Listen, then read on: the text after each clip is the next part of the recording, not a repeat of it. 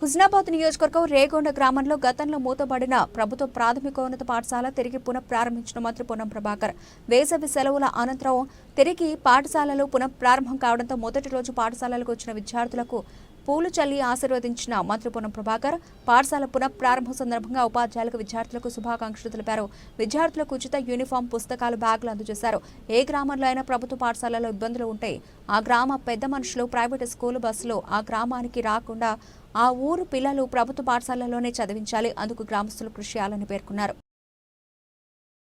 చెప్పినట్టుగా బయట నేను స్కూళ్ళను క్రిటిసైజ్ చేయాలి, కానీ మీరందరూ చాలా ఉన్నతమైన చదువులు చదివి పరీక్షలు పాస్ అయి పోటీ పరీక్షలు పాస్ అయి ఉద్యోగం సంపాదించుకున్నారు.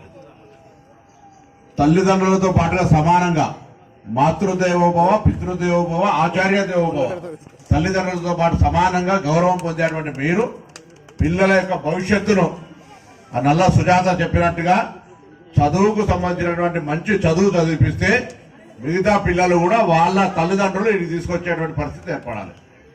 ఈ సందర్భంగా నేను ఈ గ్రామస్తులందరికీ అభినందనలు చెప్తా ఉన్నా.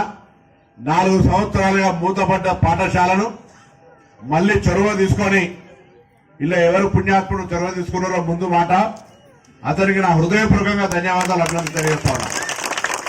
ప్రభుత్వ పాఠశాలలు ఇన్ని కోట్లాది రూపాయలు ఖర్చు పెట్టి ఇటువంటి వసతి సౌకర్యము, వాళ్లకు బట్టలు, పుస్తకాలు, అధ్యాపకంగా ఉండేటువంటి ప్రావీణ్యత కలిగిన అధ్యాపకులు అన్ని ఉండి కూడా ఈరోజు ప్రైవేట్ పాఠశాలలు ఆర్పాటలతోటి నాణ్యత ఉందా లేదా అనేది కంటే ఎక్కువ కూడా గ్రామాల్లో గవర్నమెంట్ స్కూల్లో చదువుతున్నా అని నామోషి అనేది పెట్టుకొని మేమందరం గవర్నమెంట్ స్కూల్లో చదివిన వాళ్ళం వేయాల, మేము ప్రైవేట్ స్కూల్లో చదవలే.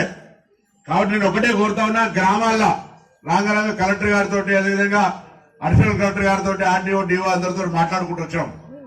నేను ఈ సందర్భంగా ఈ నియోజకవర్గ శాసనసభ్యుడిగా రాష్ట్ర ప్రభుత్వ పక్షాన గౌరవ ముఖ్యమంత్రి గారు స్వయంగా విద్యాశాఖ మంత్రి ఎక్కడైతే స్కూల్లో గ్రామాల్లో ప్రభుత్వ పాఠశాలలు ఉన్నాయో ఆ పాఠశాలలు జరిగే సందర్భంగా ఆ ఊర్లో ఉన్నటువంటి పెద్ద మనుషులు, అధ్యాపక వర్గం, ప్రైవేట్ స్కూల్ బస్సు